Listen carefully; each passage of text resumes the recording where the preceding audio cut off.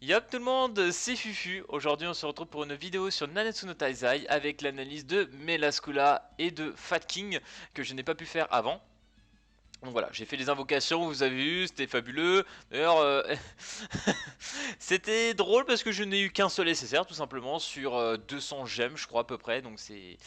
Voilà, hein, on est pas loin de la Nanatsu mais pas encore. Hein, mais voilà, c'était fastidieux. Du coup, je vous propose qu'on regarde ces persos et je me suis dit quoi de mieux que vu qu'ils sont sortis qu'on aille les voir tout simplement sur le jeu. Bien sûr, j'ai les petites notes à côté qui vont me permettre tout simplement de voir ça. Et je vais me faire spam 500 fois par Steven, c'est sûr, hein, ça c'est véridique. Donc je vous propose que l'on commence par regarder tout simplement la Melascula. Euh, alors du coup, skill numéro 1. Elle inflige 360% de dégâts à une cible et applique infection, donc pendant du tour, elle empêche l'utilisation de la carte soin. Et ça, c'est quand elle est 3 étoiles. Et là, c'est drôle parce qu'on va pouvoir regarder vraiment son impact. C'est-à-dire que là, 2 étoiles, déjà elle met 220%, donc elle met un peu moins de dégâts, ce qui est normal. Le passif est toujours présent apparemment, mais là que pour un tour. Donc là, voilà, le soin, c'est empêche l'utilisation de carte soin, voilà, donc pendant un tour. Et par contre, voilà, le problème, c'est que sur la carte LV1, elle le fait pas. Donc vous êtes obligé d'avoir déjà la carte LV2 pour le faire. C'est pas évident, sachant que je trouve que déjà la stat de base en pourcentage n'est pas incroyable. Mais bon, hein, ça reste quand même pas dégueu, hein, clairement. C'est empêche l'utilisation de carte soin, je trouve ça quand même fort. Après, c'est sûr qu'en PvP, comme je le dis en ce moment, je trouve que c'est vraiment pas le truc le plus direct, c'est-à-dire qu'en PvP on essaie d'aller carrément one shot et en général on n'a pas trop le temps de se heal, hein, voilà. Et puis il faut monter les cartes de heal aussi hein, pour pouvoir vraiment que ça soit efficace. Mais on va voir que par rapport avec le Fat King ça va être autre chose. Une chose aussi à savoir, si on regarde bien, la Melascula elle est bleue. Et bleu qui dit bleu dit possibilité à Escanor de la poutrer. Hein, voilà, comme on dit bien, Escanor qui est présent quasiment sur 99,9% des games. Hein, donc voilà, avec quelques autres personnages verts qui fonctionnent très bien. Donc c'est pas évident, malgré tout. Je dois avouer quand même que le Meliodas démon bleu fonctionne quand même pas trop mal. Donc ça va. Mais en soi, voilà. La couleur, ça l'aide pas trop, quoi. Ensuite, skill numéro 2, inflige 250% de dégâts à tous les adversaires avec détonation. Donc, je vais lire parce que j'ai deux trades. J'ai la version française traduite par un ami et la version anglaise, mais je pense que je vais prendre la version anglaise parce qu'elle est mieux. Donc, en gros, la détonation, ça serait plus 15% par jauge d'ultime. Par jauge d'ultime, j'imagine, sur le personnage de Melascula. Parce que la traduction française, c'est plus 15% de dégâts par jauge d'ulti des adversaires touchés. Ça veut pas dire grand chose. Et je la comprends pas bien. Mais moi je vais dire par jauge d'ultime, ça me paraît plus logique. Et n'hésitez pas à me dire pour ceux qui la jouent. Et là déjà ce qui est bien c'est donc 250%, on a les 15%. Et même sur la carte LV1, donc 100% de dégâts AOE, on a quand même le passif de la détonation. Ça déjà c'est bien. On le garde et là on a 150%, c'est pas dégueu. A savoir que le Meliodas démon est pareil. C'est exactement pareil, il est à 100% la carte LV1, pareil à 150% avec la LV2 et 250% bien évidemment pour la LV3, donc ça c'est pas trop mal. Franchement, c'est pas pour l'AOE, c'est quand même pas mal. Sachant que, imaginez, je sais pas, là on est à 150%, vous avez 3 jeux ultimes, si je les comprends bien comme ça va vous rajouter quand même 45% dessus. Voilà, c'est quand même pas dégueu. Moi je dis ça peut monter assez haut quand même, comparé à d'autres. Mais bon, elle a pas la pénétration ni la critique des autres persos, d'ailleurs ça peut être marrant de voir. Elle a 10% de critique, ouais, donc voilà, c'est pas très intéressant à ce niveau-là. Ensuite, l'ultimate, elle inflige 560% de dégâts à une cible et récupère en HP 40% de dégâts infligés. Voilà, ça c'est pas mal. 560% de dégâts, c'est quand même vraiment correct. Et récupère en HP 40%, donc ça c'est cool. C'est-à-dire que si vous perdez pas mal d'HP, allez boum, vous claquez ce sort. L'ultimate bien calé et ça va faire du bien. Ensuite, on a les passifs. Donc on va commencer par le tout premier, le classique. Donc en gros, augmente les stats de Melascula de 1% par jauge d'ulti de tous les ennemis et alliés présents sur le champ de bataille. Donc ça c'est fort. C'est-à-dire qu'on a 6 personnages sur le champ de bataille qui appellent jusqu'à 5 jauges d'ulti chacun. Donc 5, 10, 15, 20, 25, 30, enfin bref, 35% de jauge quoi. Mais bon, on les atteindra pas, bien évidemment. Ah, je me fais spam par des notifs. Et Et en gros, à mon avis, on atteindra peut-être facilement les 20%. Allez, 20% de stats bonus, ça c'est bien.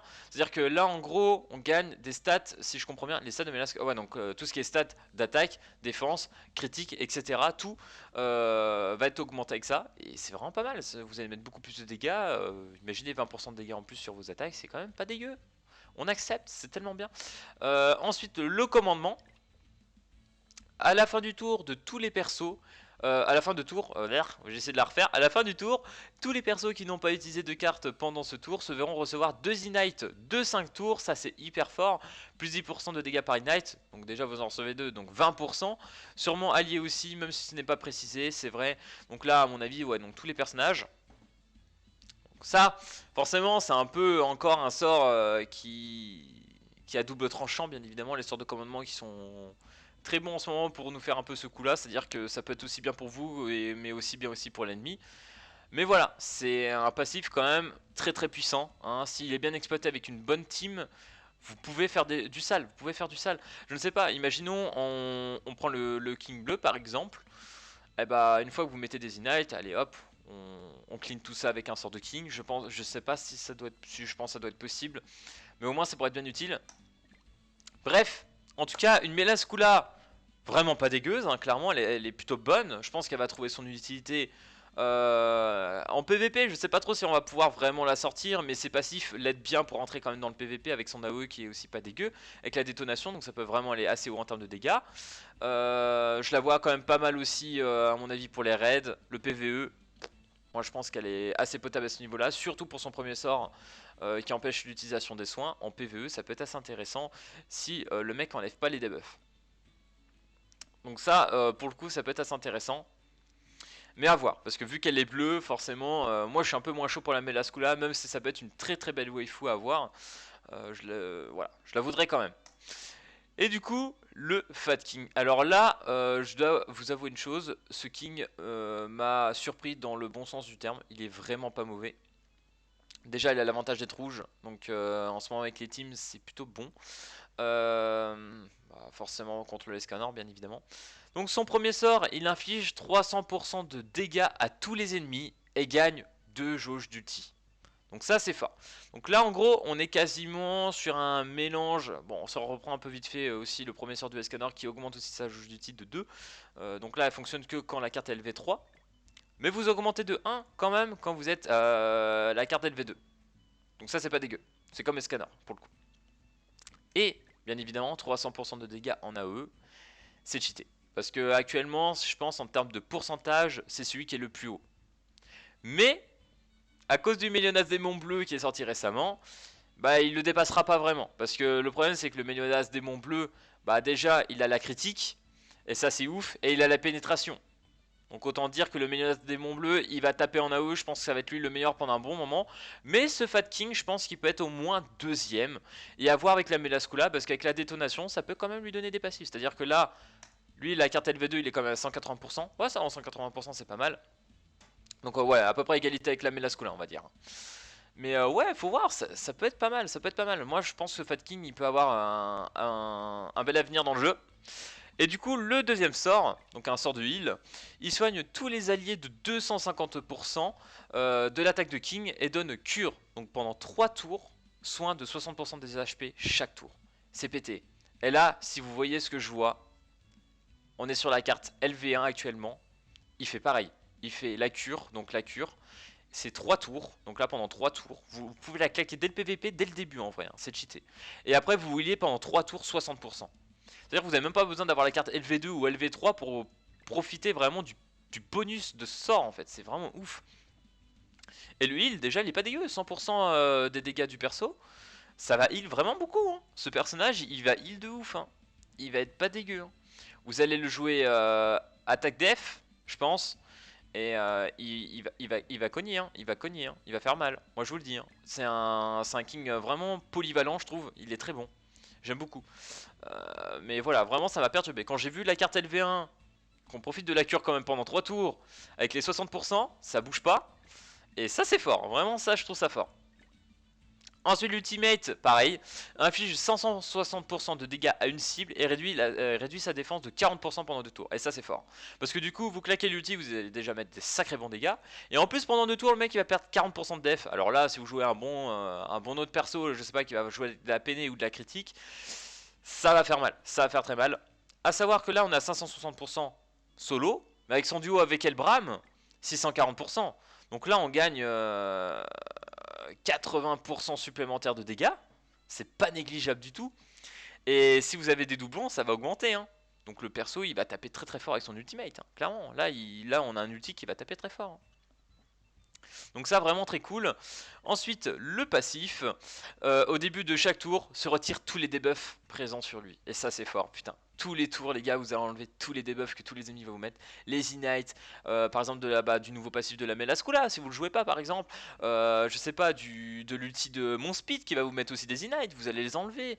De tous les autres persos, je sais pas, par exemple, le Helbram, merde, avec le sang là, qui va vous mettre, je sais plus comment on appelle ça, mais bref, vous allez pouvoir enlever vraiment tous les debuffs. Et ça c'est fou vraiment, c'est fort. J'en dis du bien ce King, vraiment les gars, j'en dis du bien. Après, voilà, après son premier sort ça reste de l'AOE, donc est-ce qu'il va faire tant de dégâts en PVP, je ne sais pas. Par contre, il aura une utilité en PVE, c'est sûr. C'est sûr, en PVE, le machin il va vous garder une team les gars, laissez tomber, la team elle est intuable, intuable, intuable. C'est costaud, c'est costaud. En PVP, faut voir en le montant à fond. Et s'il met des bons dégâts à eux, il peut rester. Regardez le Meliodas démon bleu, on a vu, en 2 tours, il peut one shot. Il crit et tout, il fait très mal. Donc là, faut voir. En PVP, il pourrait garder toute votre team en vie, ça pourrait résister. Non, vraiment, les gars, le King Rouge, à pas jeter, hein, à pas sous-estimer. Je sais que c'est pas excitant d'avoir un Fat King, bien évidemment. Quant à la Melascula, forcément, ça fait pas très envie d'avoir un Fat King. Mais bon, il est vraiment pas acheté. Franchement, les gars, si vous en avez un des deux, je pense que vous pouvez être très content. C'est, je pense, un bon portail quand même. Les deux sont très bons. À qu'elle est dans des bonnes teams, on peut vraiment faire du lourd. Donc pour ma part, moi c'est un Wiz portail, donc je regrette pas d'avoir invoqué même si j'ai rien eu. Et j'espère clairement en drop les drops plus tard à l'avenir. Parce que je pense pouvoir les jouer tout simplement, hein, vraiment. Le Monspeed aussi bien évidemment, je voudrais l'avoir aussi. Mais enfin bref. Là, on est déjà à 12 minutes 30 de vidéo, je pense que je vais m'arrêter là parce que sinon ça va faire très long. En tout cas, j'espère que cette vidéo analyse sur Melascula et Fat King vous aura plu, que vous avez bien drop et pas comme moi. Et puis moi, je vous dis à plus à la prochaine vidéo. Allez, peace tout le monde!